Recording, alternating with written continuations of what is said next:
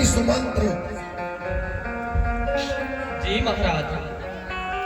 कहिए, राज्य का क्या समाचार है? हमारे राज्य में प्रजा कैसी है? प्रजा में क्या किसी प्रकार का कोई असंतोष तो नहीं है, या प्रजा में कोई दुखी तो नहीं है? नहीं नहीं महाराज, आप कैसी बात करते हैं? आप जैसे राजा इस दुनिया में सब प्रजा सुखी है, असंभव असंतोष तो है ही नहीं महाराज। सब कुशल मंगल है, सब आपका गुणगान कर रहे हैं, आपकी जय जयकार है। ठीक है मंत्री, मैं अत्यधिक प्रसन्न हुआ। मंत्री जी महाराज। दर्पण मंगवाया जाए। जैसी आपकी आज्ञा। महाराज, हम शीशा ककाई साथे लग चली थे, कब कौन हमका श्रृंगार करे करे गया है।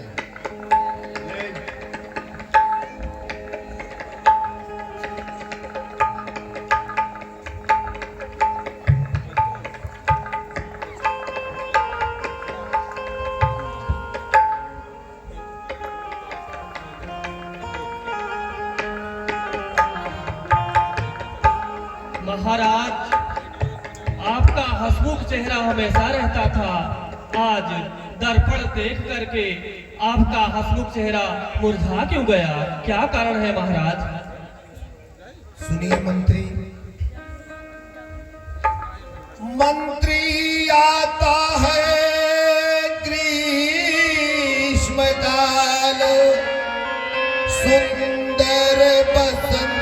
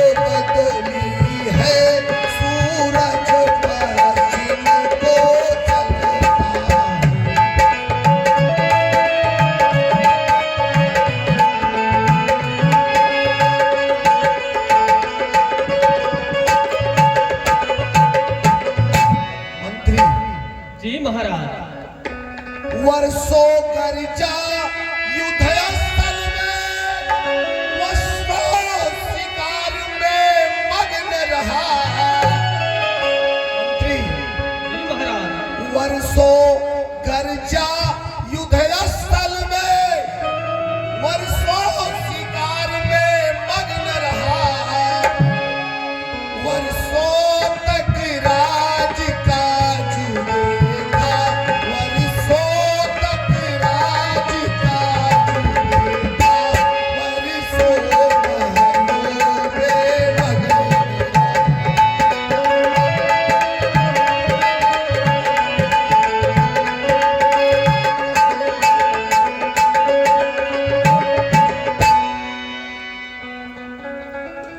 सखा सुमन। जी महाराज। आज जब मैंने दर्पण में अपना मुख देखा तो दर्पण ने वास्तव में सच्चाई बता दिया। दर्पण ने मुझसे जो सच्चाई थी बता दिया। उसका कहना है कि अब हमको अपने बड़े पुत्र राम को राजा बना देना चाहिए और हमें खुद वनवास ग्रहण कर लेना चाहिए। महाराज, यह विचार तो अति उत्तम है। लेकिन सखा सुमन, सबसे पहले इस प्रस्ताव को हम लोग गुरुजी के पास रखेंगे। गुरुजी जैसा कहेंगे हमें वही करना होगा। सखा, बिल्कुल महाराज, आप सही बोलते हैं, सही करते हैं, सही निर्णय उचित समय पे लेते हैं महाराज। चलिए सखा सुमन, शीघ्र हम गुरुदेव के पास चलते हैं और उनकी राय लेते हैं। जैसी आपकी आज्ञा महाराज।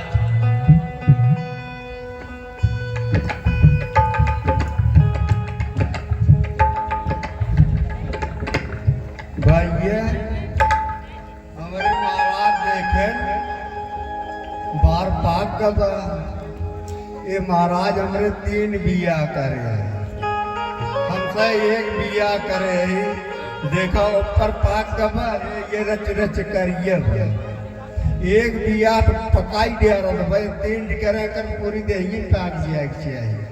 लेकिन चला ठीक है, अब मैं चल रहा हमारा बात पाक 1 जनी हमारे गुवाहाटी जवन जजोर हमारे ऊपर चलता है भाई अपने महाराज के लगे।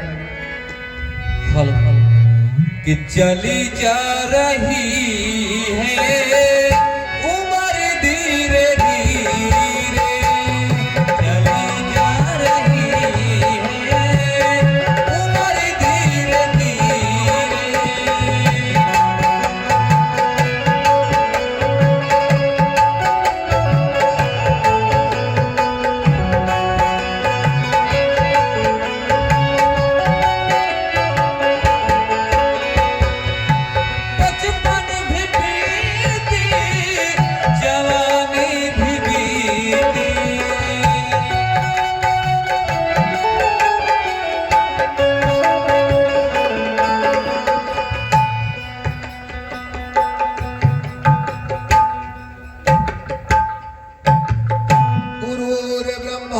गुरुर्विष्णु गुरुर्देवो महेश्वरः, गुरुर्साक्षात् परं ब्रह्म तस्मै श्री गुरुवे नमः। मन में ऐसी धारणा रखते हुए हे गुरुदेव, मैं आपको प्रणाम करता हूँ। यशस्वी भव राजन, यशस्वी भव। हे गुरुदेव, चिरंजीवी भव। कहिए राजन। मैं आपसे एक सलाह लेना चाहता हूँ। कहिए राजन, वह कौन सी सलाह है?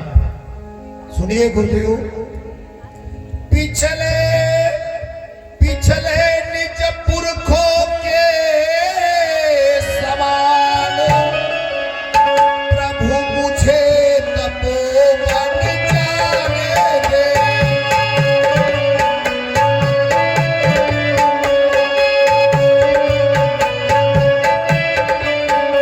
हो गया राज्य के योग्य राम, अब उसको राज्य चलाने दे।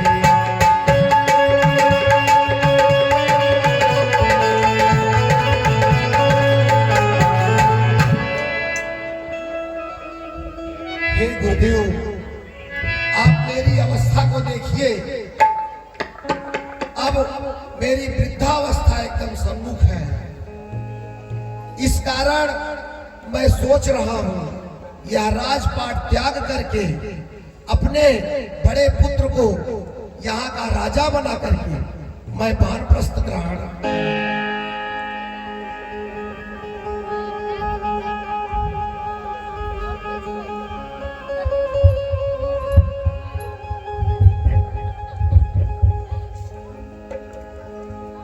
हे हे राजन, आपका यह विचार अति उत्तम है। इस प्रस्ताव को मैं भी स्वीकार करता हूँ।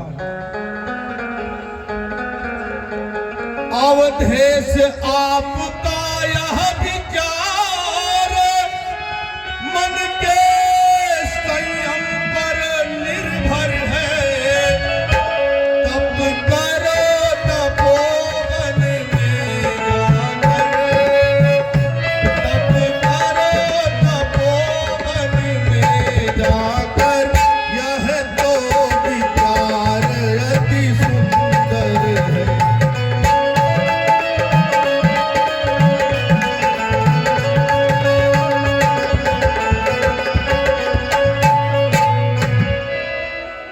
और सुनो राजन, श्री रामचंद्र युवराज बने, यह तो विचार अति सुंदर है।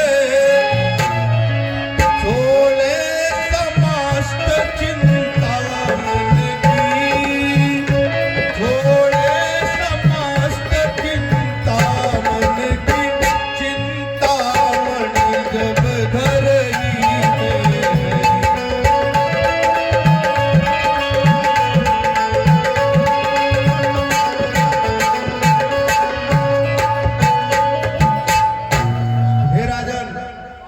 जाओ और जाकर के राज तिलक की तैयारी करो। ठीक है गुरुदेव, आपकी जैसी आज्ञा। मंत्री, जी महाराज। नगर में मुनादी करवा दिया जाए, ढिढोरा पिटवा दिया जाए कि कल मैं अपने बड़े पुत्र राम का राज तिलक करूंगा। ऐसा पूरी प्रजा में, पूरे नगर में बता दिया जाए। जैसे आपकी आज्ञा हो महाराज। ठीक है मंत्री, शीघ्र कार्य करो।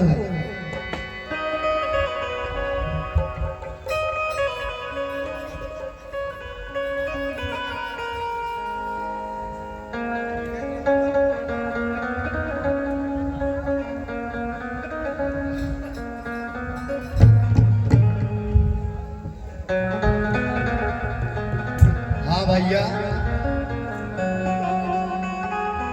भाइयों और बहनों, बच्चे और बच्चियों, नन्हे मुन्ने बच्चों, बूढ़ों और बूढ़ियों, भाइयों और भौजाइयों, नाना और नानियों, मामा और मामियों, चाचा और चाचियों, बोलबा मार पट दे। अबे हमका घोषणा करा इधर, हम डुक्की पीटे वाला हम एकता ही।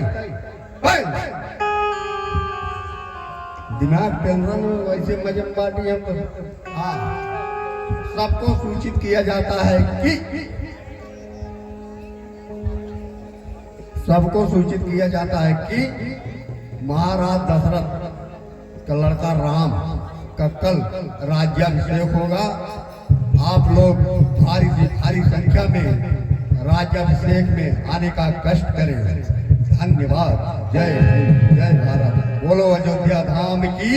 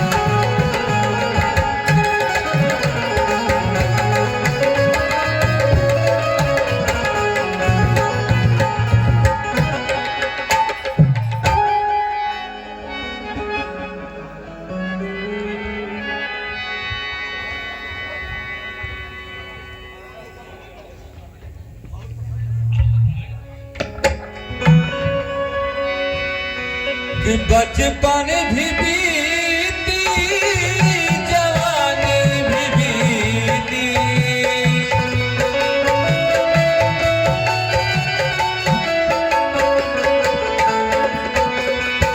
बचपन भी बीती, जवानी भी बीती, बुढ़ापे का होता असर धीरे धीरे, बुढ़ापे का होता असर धीरे धीरे।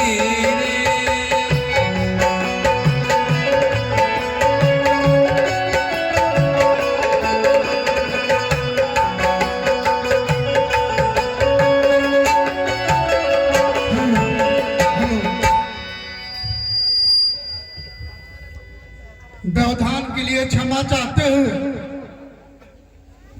आपके बीच से आए हुए सहयोग की घोषणा करने की इजाजत चाहता हूं।